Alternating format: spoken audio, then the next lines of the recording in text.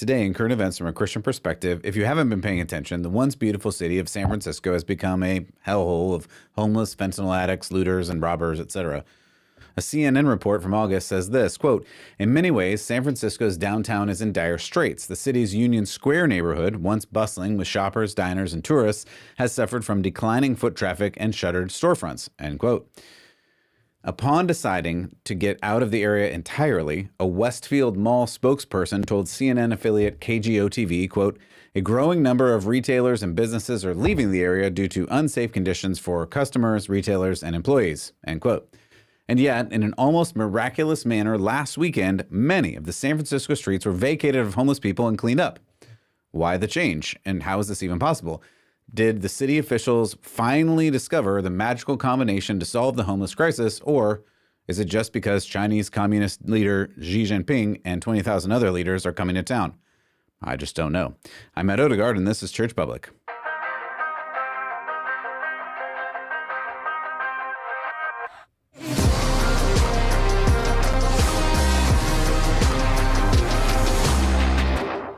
Welcome back to Church Public. I really appreciate you stopping by today. Audio listener, thank you so much. We'll be watching a couple of videos today, so if you want to see those videos, you got to navigate to one of the video sites. I'm going to try to post this on the YouTubes. Hopefully YouTube likes me today. We'll see how that goes. If not, you can go to churchpublic.com, and I will make sure to post some video from somewhere there so you can see everything that's going on in this podcast episode. If this is helpful to you and you want to hit the like and subscribe and share and all the pieces, go ahead and do that. I appreciate it. This is a labor of love, and I appreciate your love in it. I just want to bring you current events from a Christian perspective so that you can know how to live out your faith. This particular story hits home for me because it kind of comes from my home state at least, and at any rate, we're just going to talk about a couple of things because it illustrates what is going on in this wild and crazy world. All right, let's get to it. So, I grew up in California, and I visited San Francisco more times than I can count. It was a beautiful city with cable cars and sourdough and great ice cream. And now it is, sadly, a cesspool of homeless fentanyl junkie zombies. And that does make me sad. But apparently, over the weekend, all of that changed. So first, for those who haven't seen it lately, this is a video from Savvy Hernandez at the Blaze of what San Francisco has looked like recently. So again, if you're just listening and you don't see the video, I don't know how to describe this to you other than it's just terrible. There's just people all over the street. It is truly a sad state of affairs. You can see the fentanyl crawl. And then, of course, in this video, as you're watching right here, there's a bunch of kids walking down alongside all of these addicts and really sad state of people. It's just really tragic that all of this is going on in and around the city that was once just totally beautiful. And we were told for years and years and years that there's just nothing we can do about it. In fact, there's millions and millions, maybe even more dollars that went to take care of it. But then the question comes, what happened this weekend and why is it clean now? And I'll show you some pictures of how clean it is now in just a bit, but I think it's important to understand that it only took a couple of days, apparently, and now it's clean. I think it's important to hear from the governor, Newsom himself, who told us how it got clean. Let's listen. I know folks say, oh, they're just cleaning up this place because all those fancy leaders are coming into town. That's true, because it's true. But it's also true for months and months and months prior to APEC, we've been having different conversations. So I don't know what to say about this, people. The governor said, hey, you probably think that we just cleaned up this city because of the people coming into town. And you're right. Period. Done. Full stop. Like, I don't know what to say, people. But it's true because it's true. And true things are true things because they're true things, which is basically what he said. You can back up and listen to it. But again, if you want to, I'm not going to play it again. But I am going to play this next one where he says specifically he's cleaning it up because people are coming to town. Anytime you put on an event, by definition, you have people over your house. You're going to clean up the house. You have 21 world leaders. You got tens of thousands of people coming from all around the globe. What an opportunity to showcase the world's most extraordinary place, San Francisco. Now, listen, I don't disagree. As I mentioned, I grew up in California and visited San Francisco more times than I can count, and that's great. And it is truly a wonderful and beautiful city. I actually love it. But we need to understand, as I showed you the video of the before, why is it such a disaster now? And to really understand this issue, I just did a little bit of remembering for myself to look back a few years to Newsom's personal mission to clean up the city of San Francisco, which was his personal mission when he became the mayor of San Francisco in 2008. And at that time, he announced a 10-year plan to end chronic homelessness. I was going to clip some of this, and I just decided not to. You can go and watch this if you want. It's a 40-plus minute talk about homelessness in San Francisco, and he talks about things. He had a great quote that said, food solves hunger, shelter solves sleep, and housing solves homelessness, end quote. This is truly incredible insight, truly revolutionary ideas. Food solves hunger. But these were his quotes. These were his words. This is how he proposed to solve homelessness. And that was in 2008. Unfortunately, after just 3 years, Newsom became lieutenant governor of California, apparently abandoning his 10-year San Francisco plan. Then in 2019, he became the governor of the state of California. The weird thing is, the homelessness issue in San Francisco only became worse over time. Not just in San Francisco, also Los Angeles, even down to San Diego, and they are seeing record numbers of homeless people on the streets. A couple of months ago, current mayor London Breed blamed the courts for this homelessness crisis, citing some injunction or another. I'm not sure how an injunction from the last year from the courts affected the last 15 years, but let's just keep going and see what else is going on here. Last year, for example, Newsom blamed the economy and COVID for why his plan to end homelessness wasn't actually ending homelessness. He said, quote, "We're dealing with unprecedented economic contradiction, the worst in our lifetimes, induced by a pandemic," end quote. In 2012, Newsom attacked people who pointed out that homelessness was getting worse, saying, "You're just being cynical and playing politics." Then, speaking to the LA Times, Newsom defended his 10-year plan, remember that, saying that Michelangelo taught him it's better to set a high bar and fail than set a low bar and meet it.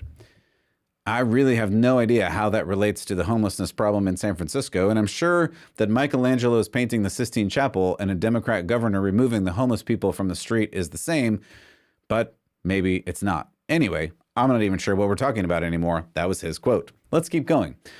Really, the message for the last couple of decades is deal with it. If you live in San Francisco or any major city in California, you just have to deal with homeless people sleeping and possibly going to the bathroom on the doorstep of your business.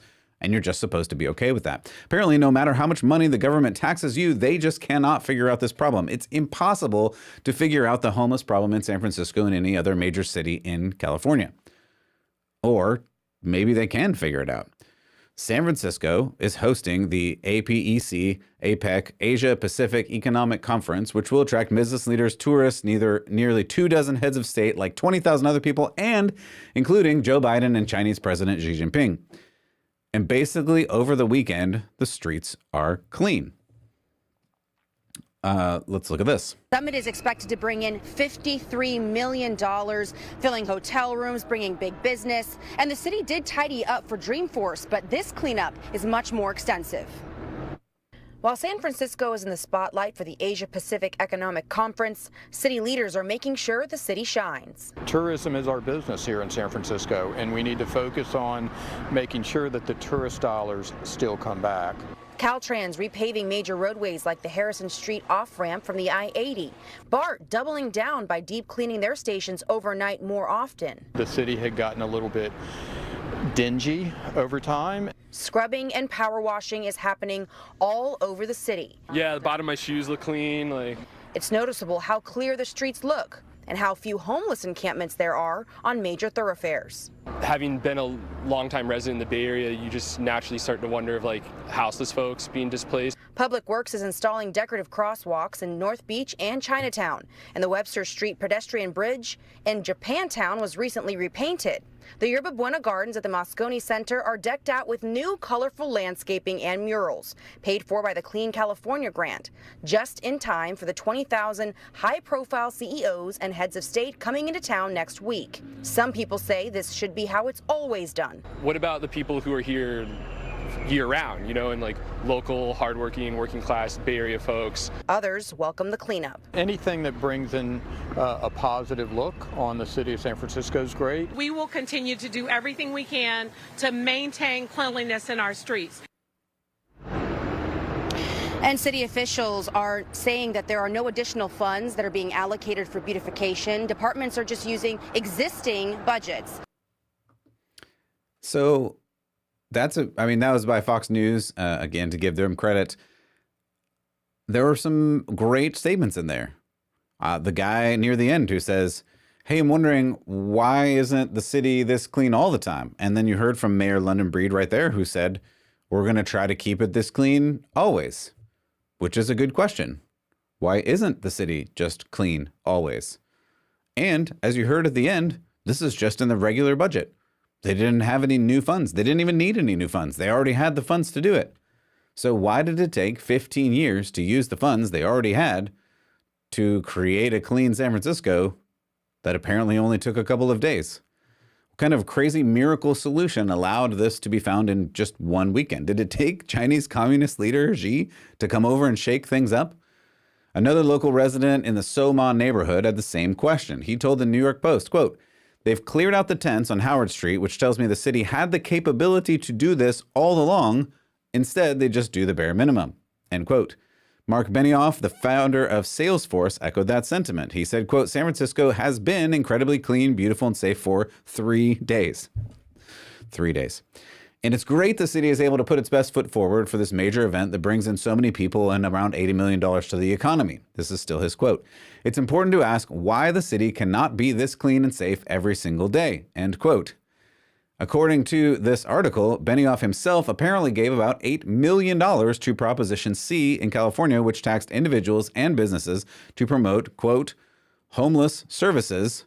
However, this money didn't seem to help until it did. The San Francisco Chronicle obtained emails from city officials that demonstrate how easy this has been to accomplish. Christopher McDaniels, the city superintendent of street environmental services, wrote an email back in September explaining every single place that needs to be completely cleared. He wrote, quote, with APEC coming, I'm concerned about historical encampments that are close to priority areas, end quote. Then within a few days, according to the Post, quote, certain areas, including the notorious intersections of Van Ness Avenue and California Street, Hyde and Eddy Streets, Taylor and Ellis Streets were cleared of homeless tents, end quote. Twitter user End Wokeness posted this before and after. So again, if you're just listening, I apologize. You can go to End Wokeness on Twitter or X. I just refuse to call it that. Here's the picture of San Francisco finally fixed the homeless crisis. All it took was a visit from a world dictator. Before Xi and after Xi. I blew this up so we could see it better. Here was before. I'll give you even the full screen on this for those watching on video. You can see that it is tents and all kinds of trash, garbage in the street, graffiti, all kinds of stuff all over the buildings.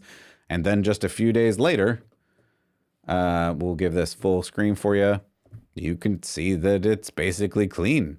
The building has either been repainted or at least sprayed off. There are no more tents. There's no more trash in the gutter.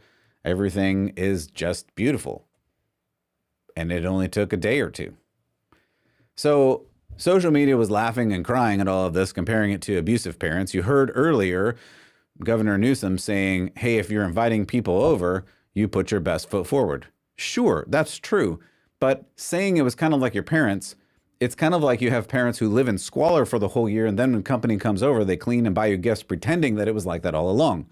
But you know it wasn't. Which is why we heard more than one person in this segment say, hey, how come it's not like this all the time?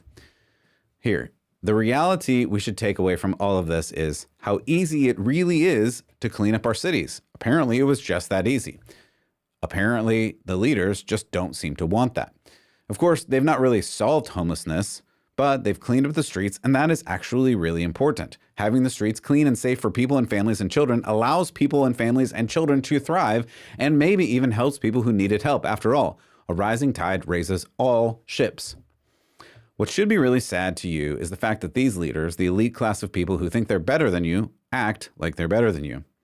They just don't care about you. They let your city and your business devolve and die. They let people do drugs and everything else in the middle of the city because they don't really care about the homeless people or you. They only want your tax dollars to enrich their own lives and eat out at French Laundry during a lockdown maskless with no consequences because they don't care about you. And now we see that the solution is actually quick and easy. Sure, they would take more time and energy to do the rest of San Francisco, but apparently they can do it. If I were still living in California, I would be very inclined to speak loudly to anyone who would listen about the crime, poverty, and homelessness that will inevitably come back immediately after this APEC session concludes and the leaders resume not caring about you at all, you silly regular people. But then again, those leaders probably still don't care. Anyway, for Church Public, I'm Ed Odegaard. Let's keep the faith.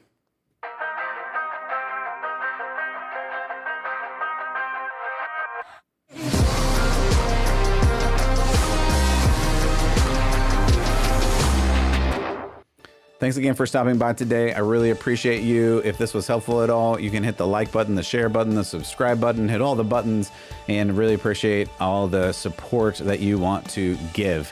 Have a great day. Follow God with all your heart and soul and mind and strength, and we'll see you next time. God bless.